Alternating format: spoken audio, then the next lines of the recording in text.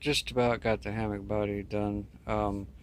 These are going to be on the inside. They're for peak shelf type thing we're putting on this hammock.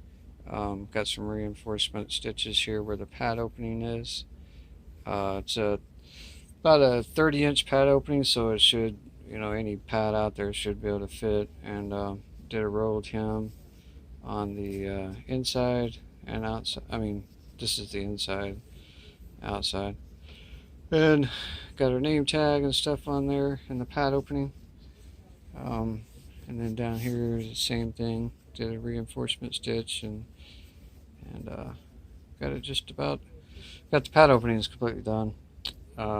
Just got to sew the end channels on the hammock.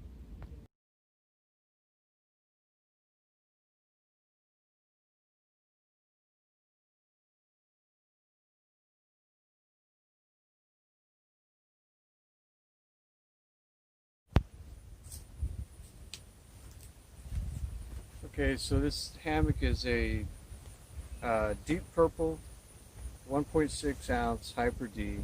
It's double layer. Both layers are deep purple.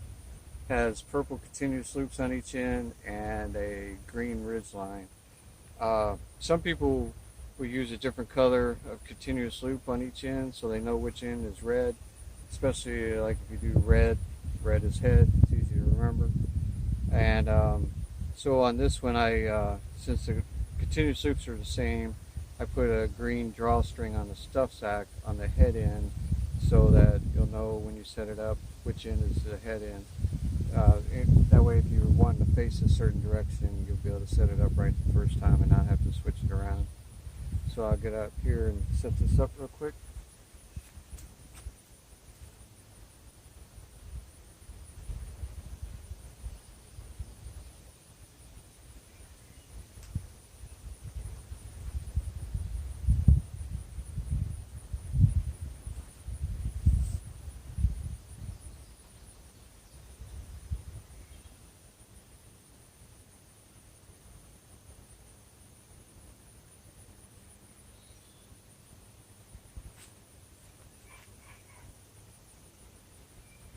All right, so um, if you're not sure about how to set this up correctly, we have a video on our YouTube channel. It shows you how to properly set them up.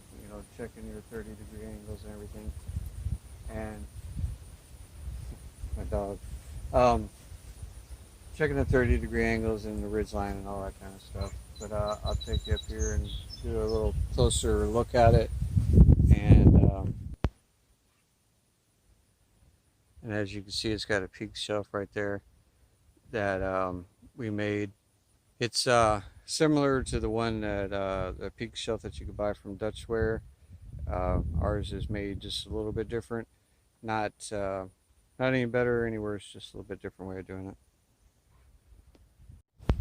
Okay, I can't get my tripod up high enough to look down in here, but the peak shelf, it'll hold put a jacket in there or books or whatever you want to put in there, and then one thing you could do is once you got it in here, you can close this up to really hold it in there tight. It's got elastic around all four sides, and it kind of makes a like a bowl in here. The drawstrings currently are pretty long. I left them long so you could decide if you need to cut them shorter or not. And they will tighten up more. You can make this more of a tighter bowl shape if you want to. One of them's got these little cord locks on here. This cord lock tightens the top half of it. All you gotta do is squeeze it and push it in. And same thing on this side, it's got a cord lock, and that tightens the top half of it. So you can get it adjusted depending on what you want, what you got in there. And then right here, it is a pad opening. Um, what I did is got reinforcement stitches on the end, each end of it to make sure it doesn't rip over time. And then it's 30 inches long, the pad opening is. So you should have plenty of, any pad out there should fit on there. Most of them are under 20, like 21 to 27 inches, so it should definitely fit whatever you choose to put in there. And then we got our name tag and the Made in USA tag here on the side. The insides of both of these are did a rolled hem on them. Should be solid and last for quite a while. And I got that's the main features on this. I did this with monolite instead of regular bug netting that a lot of these are made out of. Um, I just I think the I think the monolite has a little bit better feel to it, and I think because it's smoother, I think there's less of a chance of it snagging at some point, and then maybe causing a tear or something. I'm no scientist, but that's just my opinion. You got these rings in here that the peak shelf clips to, clips there and here, and then you have another clip up here that clips to your ridge line. And I sewed these rings on the opposite end too. That way, maybe I don't know. Maybe you decide you want your pad opening down at the foot end instead of the head end. Then all you got to do is just unclip it from here and take it to the head end. It's already got the tab sewn on there, so you can get that. Just unclip it and clip it down to the other end if you want to do it. Your pad is on the head, it'd be on the left side, and a lot of people tend to sleep head left, foot right. I sleep the opposite, but anyway, I didn't on some of the really wide fabrics. I put a second pad opening down here, a small one, so you can reach in there and help it get through all the fabric. But this is a standard about 58-inch wide hammock, and there's usually not much problem. So I think in stuff like this, even though I reinforced it and did the double road hem and all that kind of stuff, I still think the more stuff you do something like this, the more potential you have for something to go wrong or a possible weak point or something. So don't really need an opening down there to get your hand through to help the pad, so I didn't put one on.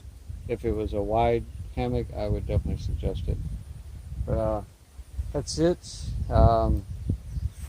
I think the person that's getting this said they're using a Dutch Wear beetle buckle suspension. That's the same one we got on. That's what I'm using right now.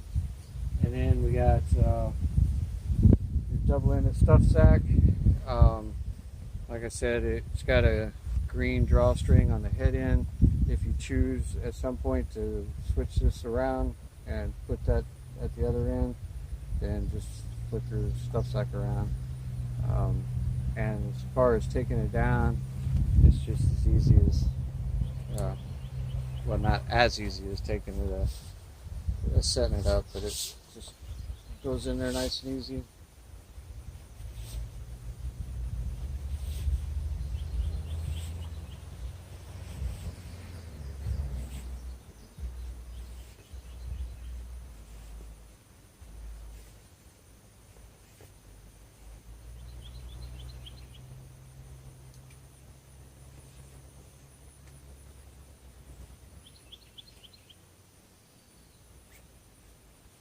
Okay, I was stalling because I knew there was something I forgot to say. Um, these continuous loops aren't very big right now, but nobody has set in or laid in this hammock. So the first time you set in it, it's going to feel like it's stretching. You might think your straps or something are stretching. These, as they tighten up, it's going to give and you're going to sink down a few inches. That's pretty normal. And then once you spend the first night in there, or at least a few hours in it, it might stretch just a little bit more. But then once you get that initial stretch out of there, you won't have any problems. But just be aware that the first time you set in it, it's going to sink down. It's going to feel like it's stretching, and that's just the continuous loops where they go through the end channel, tightening it up because, like I said, it hasn't had any weight in there yet.